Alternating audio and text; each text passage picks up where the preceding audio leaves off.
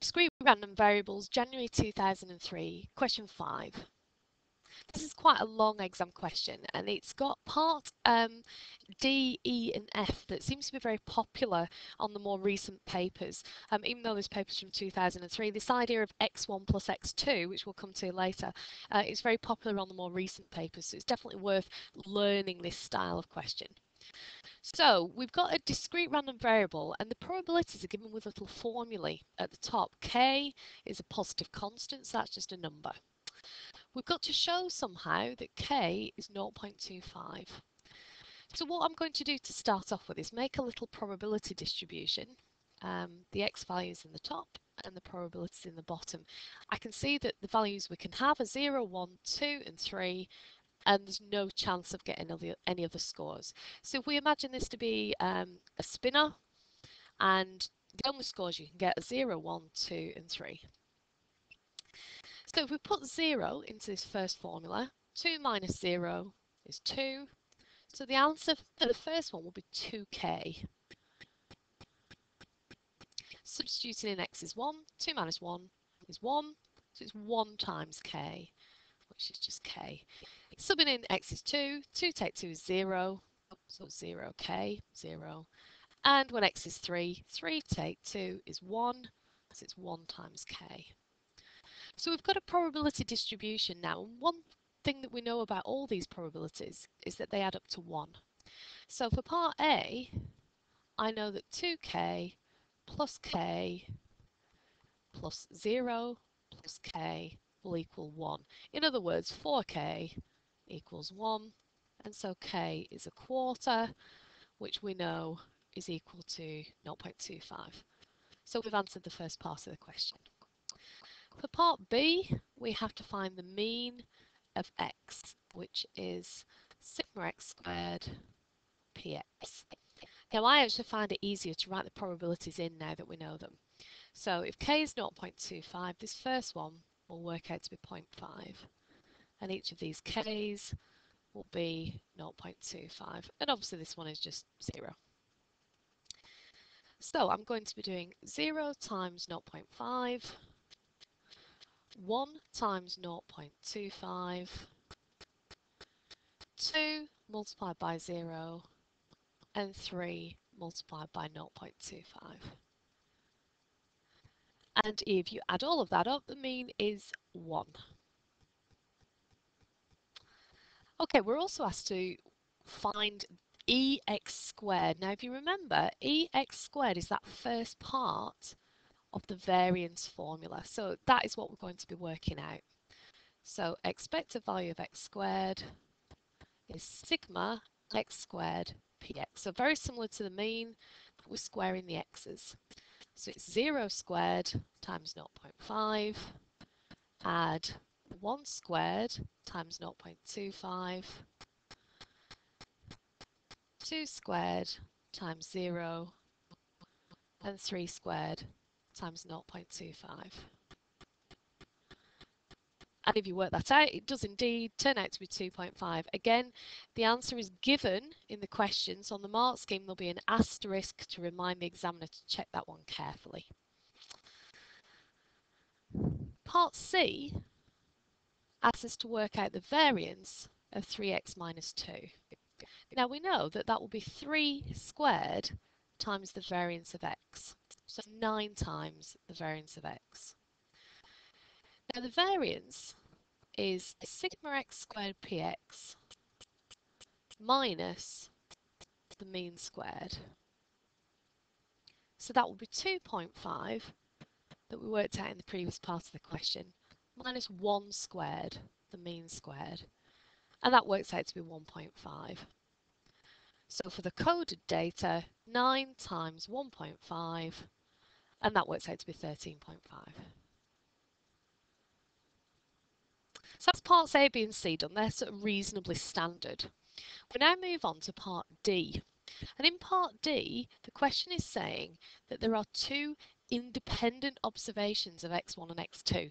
What that means is that it's like spinning a spinner twice. If you imagine that a spinner has the scores 0, 1, 2 and 3, if we spin it once, we could call that score x1, And then if we spin it again, we could call that score x2, and we could keep spinning it and call them x3, x4, x5, and so on.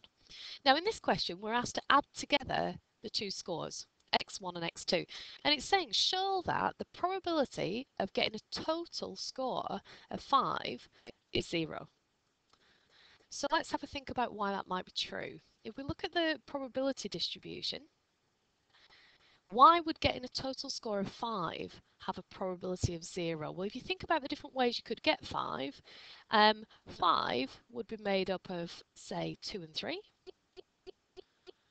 or it could be a 3 on the first spin and a 2 on the second. They're different outcomes. 2 on the first and 3 on the second, or 3 on the first and 2 on the second. And that's the only way of making a 5.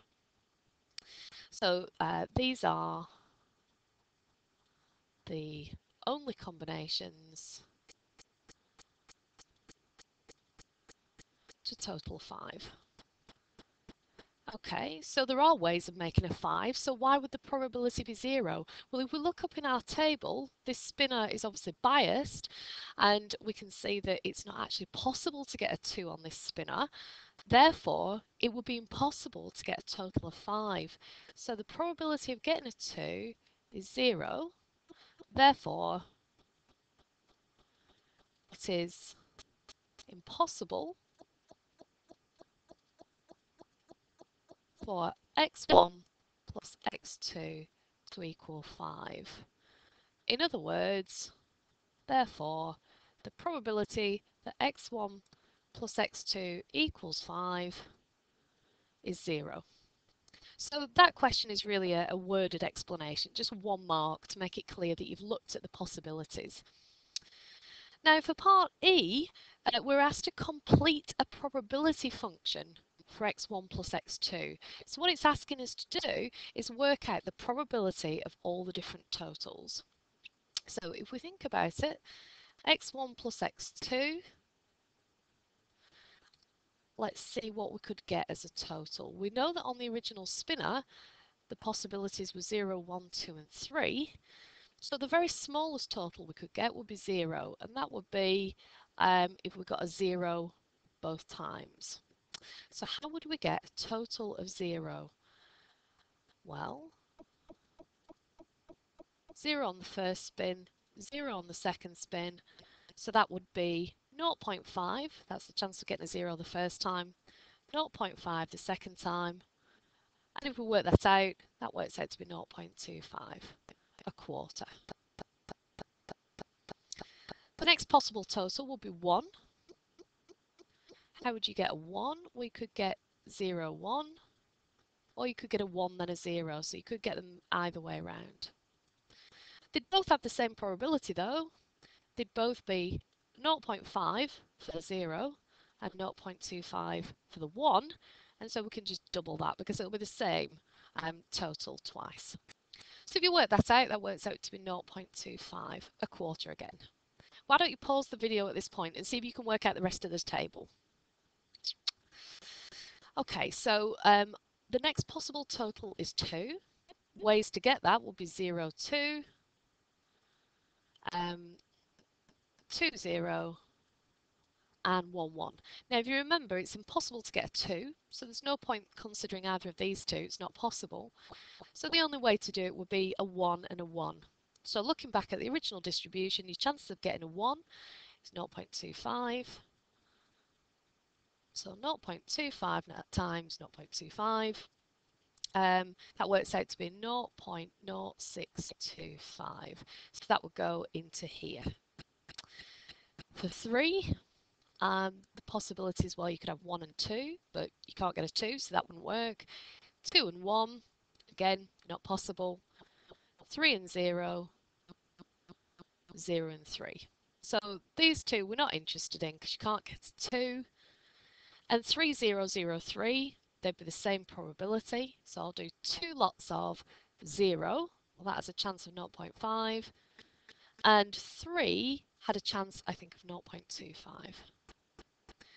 So if we work that out, that works out to be, in total, 0.25. And that would go into there in the table. Can we get a 4? I think we can. So to get a 4, we would be doing 2 and 2. That's not possible because you can't get a 2 on this spinner.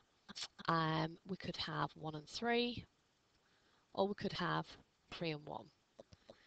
Again, those last two to the same probability. Chances of a 3 is 0.25. Chances of a 1 is 0.25. Same thing twice. And totaling that up gives us 0.125. So you'd insert that in the table there. I'll put 5 in the table, but we know from the previous part of the question that it's not actually possible to get a total of 5. And then the last thing we could get would be a 6 if we got a 3 on both spinners. So that'd be 0.25 times 0.25, and that works out to be 0.0625. So fill those numbers in. I haven't made my boxes quite big enough, so you fill those numbers in your table. That's the complete distribution for the total of the two scores. And then just to finish it off, the last part of the question asks us, what is the chances that your total lies between 1.3 and 3.2? Again, they choose these values perhaps to confuse us a little bit.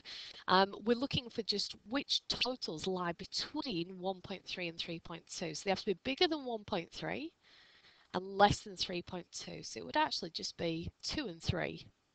So we're looking for the probability of getting a total of 2 and the probability of getting a total of 3. And if you add those together, 0.0625 is your chances of a 2, and for a 3 it's 0.25. Adding them up gives us the final answer, 0.3125. This part E is a really popular kind of question over the last couple of years, so it's really worth having another look through this video and making sure you're clear on that one.